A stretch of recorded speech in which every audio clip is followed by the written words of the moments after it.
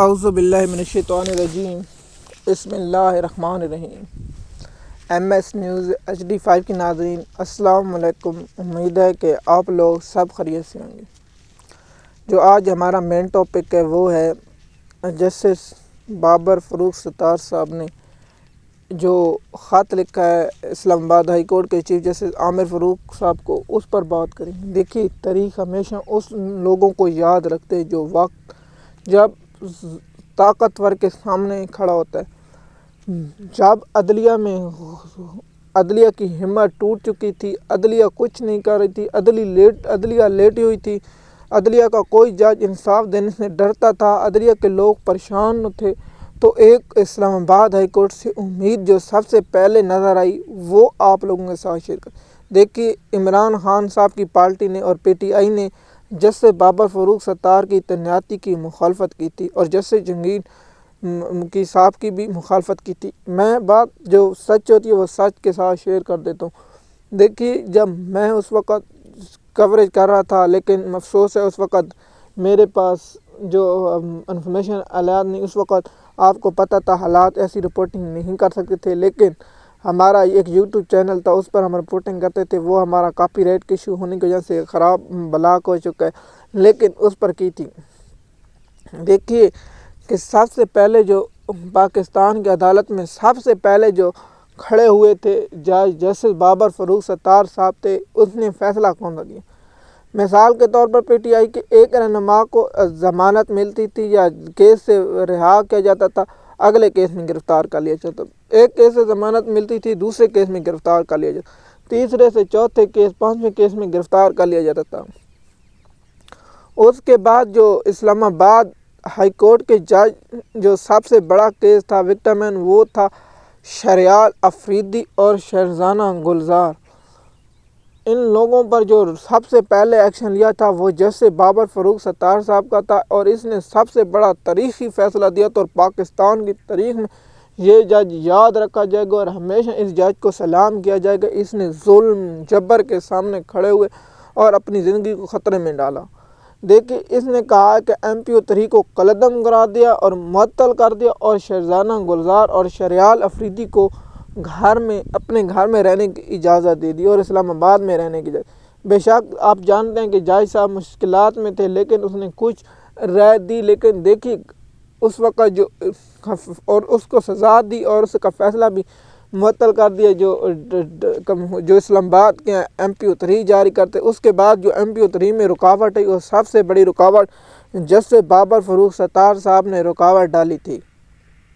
Justice Babar فروخ ستار کا audio case کا فیصلہ بھی پاکستان کی تاریخ میں یاد رکھا جائے گا اور سپریم کورٹ سے معطل کرانا پڑا تھا، جو قاضی فیض عیسیٰ کے دوست اور قاضی فیض عیسیٰ کے جگر امین الدین خان نے اور جسٹس اختر اغوان نے جو کہا۔ میں تو حیران ہوں، کوئی جج آج تک میں جب سے جو رپورٹنگ کر رہا ہوں، جسٹس قاضی فیض عیسیٰ بلوچستان سے، جسٹس جمال مندوخیل بلوچستان سے اور جسٹس اغوان بلوچستان سے، ان ججوں کا کوئی کریڈٹ میں نہیں دوں گا، کوئی جج ڈٹتے ہیں۔ جو سب سے جسٹس منصور علی شاہ اور جسٹس منیب اختر، جسٹس اطہر امین اللہ، ان کو بات پر ٹاپک کریں گے، اور اس پر جو جسٹس بابر فروخ ستار جو پاکستان کی تاریخ میں سب سے پہلے جو ججوں کی آواز اور ججوں کے لیے ایک مثال ہے، وہ جسٹس بابر فروخ ستار۔ اس کے بعد جو ججوں نے فیصلے دیے وہ تاریخ کا حصہ ہے، لیکن جسٹس بابر فروخ ستار نے یہ لکھا ہے کہ جو نئے جج، میں حیران ہوں پاکستان کے وکیلوں پر، پاکستان کی عدالتوں پر۔ دیکھیے، قاضی فیض عیسیٰ صاحب اس سے زیادہ ایک شخص، میں نے وہ کہا تھا نا کہ ایک دوست نے بھی اس پر ایکس پر پیغام دیا تھا کہ آپ قاضی فیض عیسیٰ کو بھول جائیں گے، یا شہاب افریدی ایسے کام کریں گے۔ میں اس بات پر اتفاق کیا تھا اور اس پہ ایکس پر میں نے کہا آپ بات ٹھیک کریں جو دوسروں کا حق مات۔ دیکھیے، عدالتی نظام پر تو میں حیران ہوں، قاضی فیض عیسیٰ صاحب نے تو ایسے کام نہیں کیا۔ میں قاضی فیض عیسیٰ صاحب اس لیے کہہ رہا ہوں جو شاہ افریدی صاحب کام کریں پاکستان کی تاریخ میں ایسا جج۔ دیکھیے، ایک جج جب اسلام آباد ہائی کورٹ میں ٹرانسفر کیوں کیا گیا؟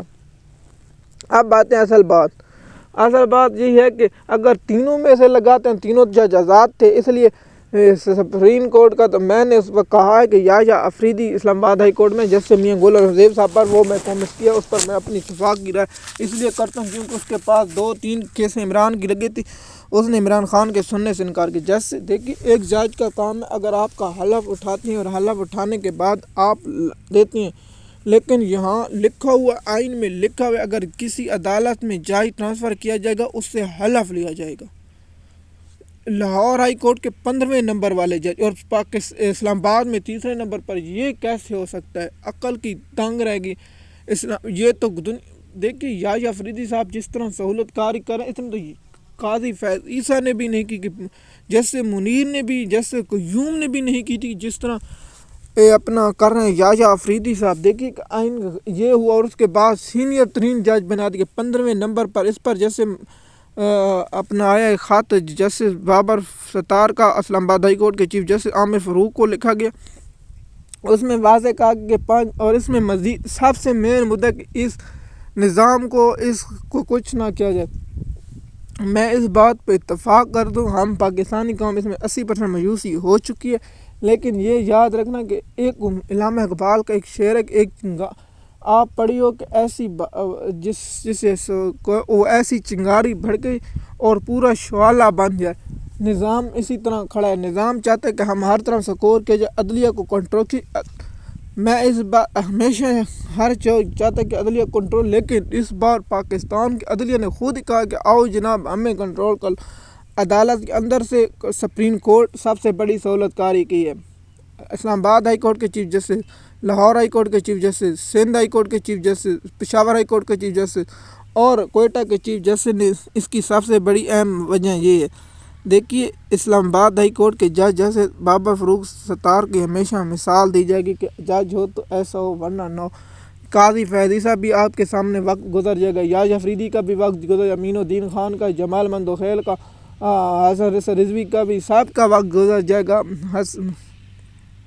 MS نیوز کی ناظرین، جیسے بابر فاروق کی ستار کی جتنی بہادری کی تعریفیں کی جائے کم ہے، اور پاکستان کا دنیا کی تاریخ میں یہ پہلا بہادر جج ہے۔ اس بہادر جج کو سلام اور قوم کی طرف سلام پیش کیا جاتا ہے۔